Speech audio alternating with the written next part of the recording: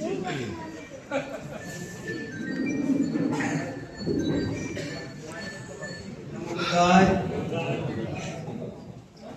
2570वीं बुद्ध जयंती पूरी दुनिया में मनाई गई और इस संसार में ऐसे भी संघ है, ऐसे भी परंपराएं हैं जो पहली से लेकर के 2570वीं भी उन परंपराओं ने बुद्ध जयंती मनाई होगी। सम्राट अशोक की जयंती 230 ईसा पूर्व से मनाई जाती है। इस संसार में ऐसे भी लोग होंगे जिन्होंने सम्राट अशोक की उस जयंती से लेकर के कंटिन्यू जयंती बनाई। उसके बाद डॉक्टर भीमराव अंबेडकर की जयंती हमारे देश में 1957 से शुरू हुई, 57 से शुरू हुई। 1957 से लेकर के ऐसे भी संघ है कि जिन्होंने कंटिन्यू वो जयंती मनाई, और ऐसे भी संघ होंगे इसमें जो भगवान बुद्ध की जयंती पहली बार मनाई, अशोक की जयंती पहली बार मनाई, डॉक्टर भीमराव अंबेडकर की जयंती जो है पहली बार मनाई। तो क्या मैं जानना चाहता हूं कि ऐसे कौन से संघ है, कौन से लोग हैं, कौन से प्रतिष्ठान है, कौन से व्यक्तिगत लोग हैं जिन्होंने पहली बार मनाई अपने गांव में, अपने शहर में, अपने कश्मीर। कोई है जिसने पहली बार मनाई? आज उठा सकते हैं? इनके लिए बहुत बहुत धन्यवाद। तालियां बजाकर स्वागत करते हैं। इस यात्रा में इस साल से आप जुड़े, साधुवाद। जयंती जो है, और पहले भी एक बात बताऊं, सब लोग धर्म सिखाने के लिए मैंने आपको यहां नहीं बुलाया। आज व्यवस्था पर चर्चा करने के लिए हम अपने हिसाब से कर रहे हैं, अपने हिसाब से कर रहे हैं, अपने हिसाब से कर रहे हैं, करे एक ही काम रहे। कोई बुद्ध पूर्णिमा के दिन मना रहा है, और कोई बुद्ध पूर्णिमा ध्वज के दिन मना रहा है, और कोई बुद्ध पूर्णिमा तीज के दिन मना रहा है। हम कंफ्यूज हैं, या पड़ोसी को कंफ्यूज कर रहे हैं, या प्रशासन को कंफ्यूज कर रहे हैं।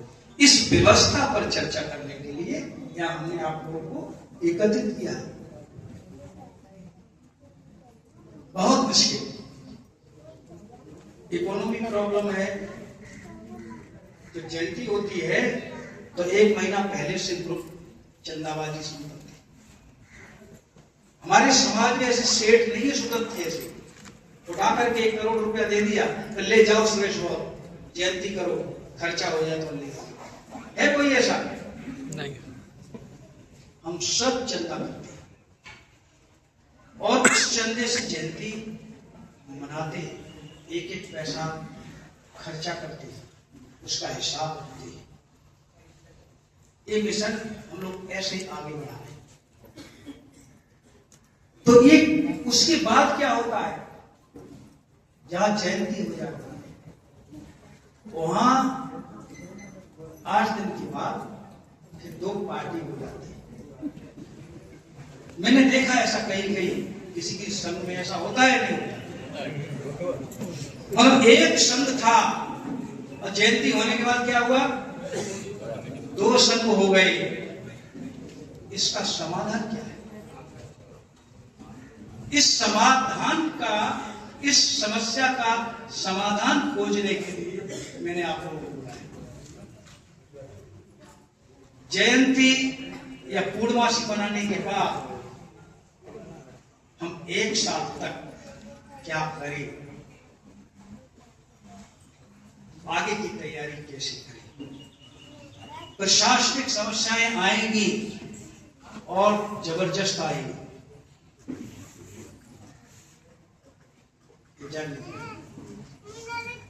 हमें अपने पैटर्न बदलने की आवश्यकता है या नहीं है? मैं नहीं कहता हूं मुझे पैटर्न बदलने की आवश्यकता है या आपसे जानना चाहता हूं, ये जो जयंती है ना, किसी कम्युनिटी की ताकत दिखाने का ये रोड शो है। इससे धर्म ना आता है और ना ही धर्म जाता है। ये अपनी अपनी ताकत दिखाने का सुरेश बौद्ध है हम। अगर हम ऐसा करेंगे तो ऐसा होगा।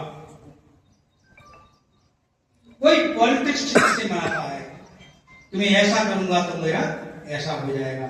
कोई इकोनॉमी की दृष्टि से बनाता है, कोई सोशल स्टेटस बढ़ जाएगा मेरा, इसलिए बनाता है। पॉलिटिक्स में इकोनॉमी के चित्त से और सोशल स्टेटस चित्त के बढ़ाने से भगवान बुद्ध और बाबा साहब कहां है? जो लीडर, मैंने आम भीड़ नहीं बुलाई है, मैं उन लीडर को ही बुलाया हूं जो संस्थाएं या इंडिविजुअल या कम्युनिटी के लोग, जो 4-4, 5-5 लोगों को मैंने आमंत्रित किया था कि आप आइए और हम दोनों बैठ करके कुछ संवाद करते हैं कि आगे मिलकर के काम कैसे करना है। समस्याएं सबके सामने और जयंती को लेकर के है, अभी सामाजिक भी है, फिर प्रशासनिक भी होने जा रही है। इसलिए बहुत गंभीरता से हमारे लोगों में उत्साह है। मैं 72 जगह गया हूं। इस 2570वीं जयंती बाबा साहब से लेकर के अपने और अशोक से लेकर के और ये भगवान बुद्ध की जयंतियां तक 72 बार रोड बनती है, सारे के सारे युवा ही होते हैं, 70% युवाओं की भीड़ होती है, नारे लगते हैं, चिलचिलाती धूप में लोग पसीना बहाते हैं, जात सूचक गाना बजते हैं, किसी से टकराने की बात का चैलेंज किया जाता है। ये अच्छा है क्या? फिर हम क्या करते हैं? अगर आप लोगों की परमिशन हो तो मैं एक मॉडल बता सकता हूं।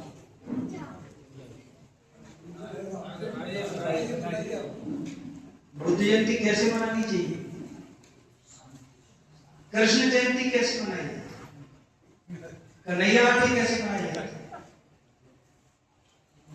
मैंने थाईलैंड में देखा, श्रीलंका में देखा, बर्मा में देखा, मायानी देश साउथ कोरिया में देखा, जापान में देखा, कैसे मनाई जाती है। बेबी बुद्ध को एक टेबल पर रखा जाता है।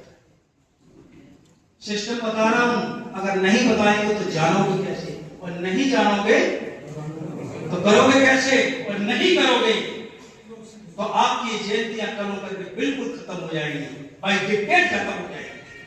आपके पास ताकत नहीं है, आप रोक दिए। क्यों? इस देश का आला नामदा है, आप जयंती नहीं, आप किसी और तैयारी में लगे हो। आपको जयंती मनाना है तो पूर्णमासी के दिन लोगों का आह्वान करिए, अपने बिहार में, अपने प्रतिष्ठान में, अपनी जगह पर एक बेबी बुद्धा जो एक अंगुली ऊपर की है और एक अंगुली नीचे, वो रखी जाती है, अच्छी सी टेबल सजाई जाती है। पूरे गांव के लोगों को, मोहल्ले के लोगों को आमंत्रित कर दिया जाता है।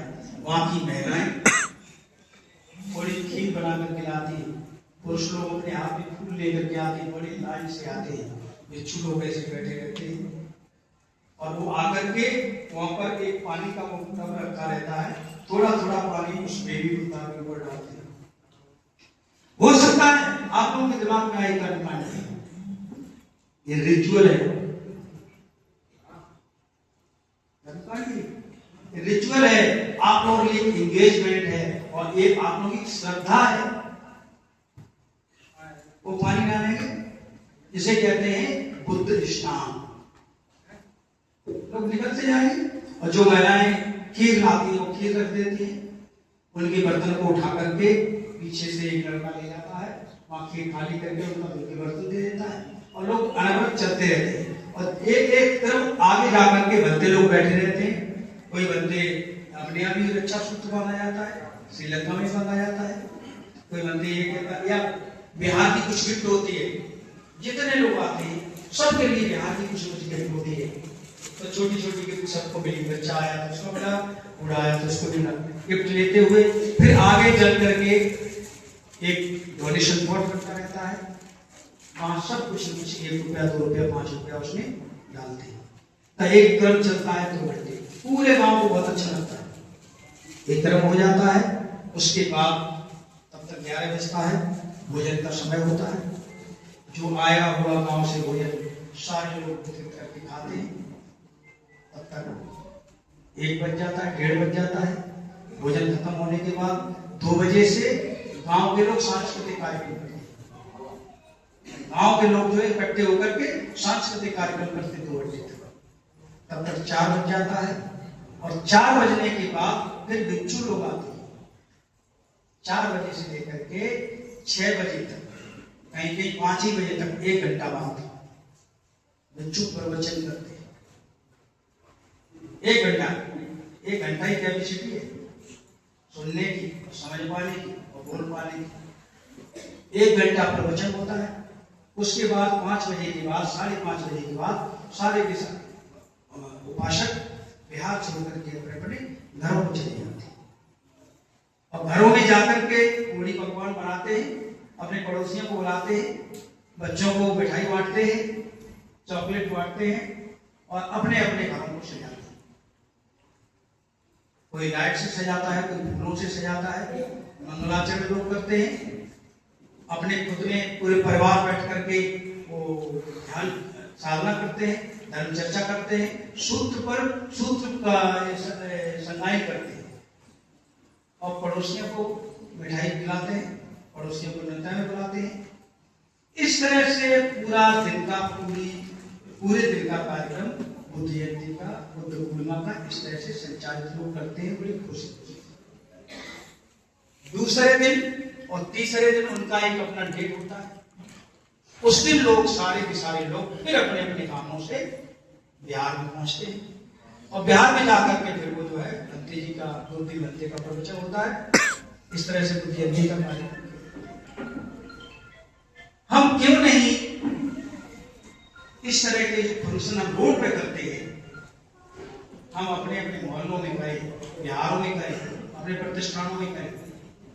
उसके बाद जहां तक यात्रा का सवाल है, वो एक रोड शो के रूप में बाद में करें, बाद में जब कर सकते हैं तब करें।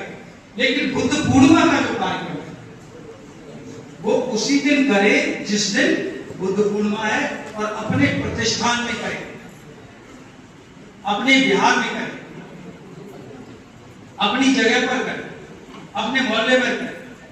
तो निश्चित ही 1 साल 2 साल 10 साल 20 साल 30 साल में क्या होगा, हमारे यहाँ एक कल्चर पैदा हो जाएगा। हम इस कल्चर को ले आएंगे तो जिसकी होली होती है सारे काम होते हैं। मेरे यहाँ भी कल्चर होती है। तो इस तरह से हम त्योहारों को मनाएं। आप किसी की कॉपी अंबेडकर जयंती के दिन कर ले, किसी की कॉपी अशोक जयंती के दिन कर ले। सिस्टम बदलने की आवश्यकता है। तो ये मैं बुद्ध जयंती पर थोड़ा सा आपको अमेंडमेंट करने की ये थोड़ा मैं अपनी सलाह देता हूं। और इसके साथ साथ मैं आपको बता दूं, भारत सरकार वो काम करती है जो हमें करना चाहिए। सही में आप बुद्धिस्ट हो और बौद्ध हो रहे हो, तो जितनी चीजें सरकार करती है उन सब पर आपका नजर होना चाहिए। भगवान बुद्ध के रैली भारत से दूसरे देशों में जाते हैं। एक नहीं, लगता है कि 20 देशों में अभी जाके पड़ते। उस पर हमें संज्ञान लेना चाहिए कि भारत के संगठन उनके साथ क्यों नहीं जाते। भारत के बौद्ध संगठनों को भी जाना चाहिए कि नहीं जाना चाहिए। ये संपत्ति किसकी है? ये संपत्ति तो बौद्धों की है, भारत सरकार लेके जाती है। तो कम से कम बौद्ध प्रतिनिधियों को होना चाहिए। ये आधिकारिक रूप से ऐसा होना चाहिए। अगर ऐसा नहीं होगा तो जो भी सरकार होगी वो अपने हिसाब से भगवान बुद्ध की विरासत को का उपयोग करेगी। यदि आप चाहते हो, जैसे क्रिश्चियन है, इस्लाम लोग हैं, हिंदू लोग हैं, वो अपने हिसाब से करते हैं, तो हमें इस पर बैठ करके थोड़ा चिंतन मनन करने की आवश्यकता यदि है तो हमको बैठ के चिंतन करना। इसके अतिरिक्त हमने ये विरासत अपने ही हाथों से इसी जमीन में खोली। अब पुनः इसकी आवश्यकता है कि पुनः बाहर से लाने की आवश्यकता। बच्चे दो, आप यदि अपने बच्चे दोगे तो उनको पढ़ा लिखा करके योग्य विद्वान बनाया जाएगा, और विद्वान बनेंगे तो पुनः भारत में वो आ सकते हैं और पुनः भारत को दिशा दे सकते। मैं खास तौर पर आप लोगों से मैं ये निवेदन करने के लिए यहाँ बुलाया हूं कि क्या यहाँ पर कितने संगठन आए? 55 संगठन है अभी, 55 संगठन, और ये 55 संगठन मिलकर के काम करें तो इन 55 संगठनों की बात कौन नहीं सुनेगा? किसी की वो समस्या नहीं होगी, कंडीशन नहीं।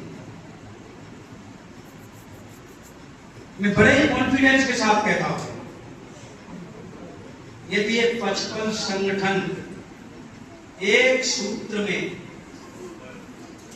एक मत होकर, एक प्लान बनाकर अपना एक कैलेंडर तैयार करें कि हम इस दिन ये त्योहार ऐसे करेंगे और ये त्योहार ऐसे करेंगे, इस दिन हम यहां करेंगे, इस दिन हम यहां करेंगे, तो समझ लो कि बहुत बड़ी ताकत आपके हाथ में हो सकती है। अभी इस देश का मूल निवासी समाज भगवान बुद्ध और बाबा साहब की दिखाए रास्ते पर जा रहा है, और सही में इनका ये संस्थाओं ने आप लोगों ने दिशा निर्देश नहीं किया तो जैसे तैसे चले,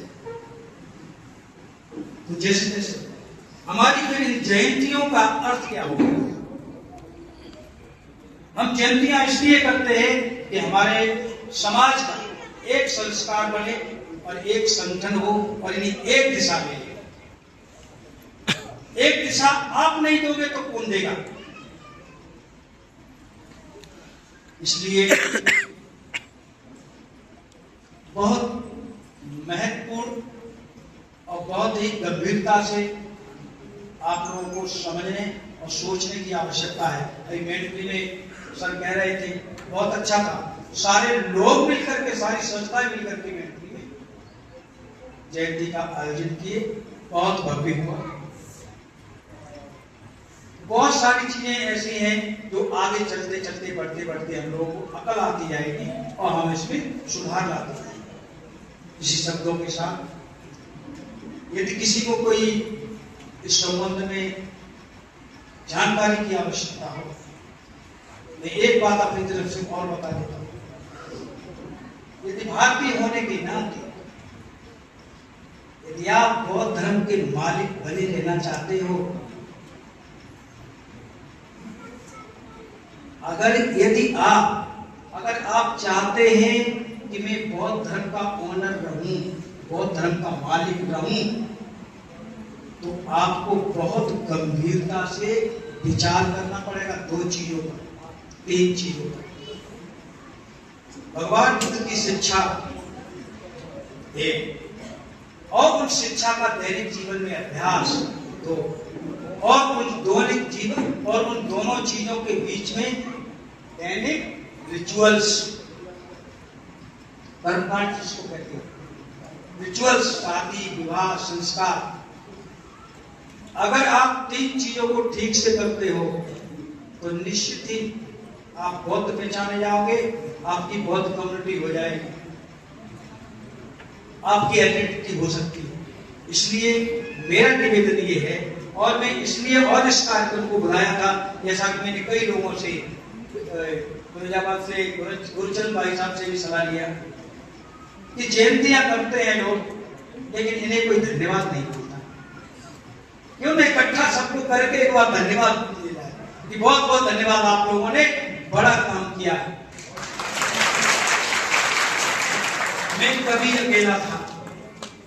1986 में मैंने यात्रा शुरू की, तब यात्रा ही नहीं निकलती थी। आज मुझे बहुत खुशी है,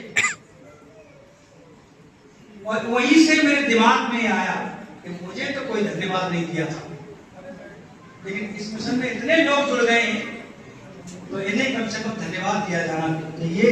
इसलिए आज का ये कार्यक्रम जो है एप्रिसिएशन सेरेमनी के रूप में ये रखा गया है, और आप सबके, सब संस्थाओं के लिए एक छोटा सा गिफ्ट और उसके लिए एप्रिसिएशन सर्टिफिकेट की व्यवस्था की गई है।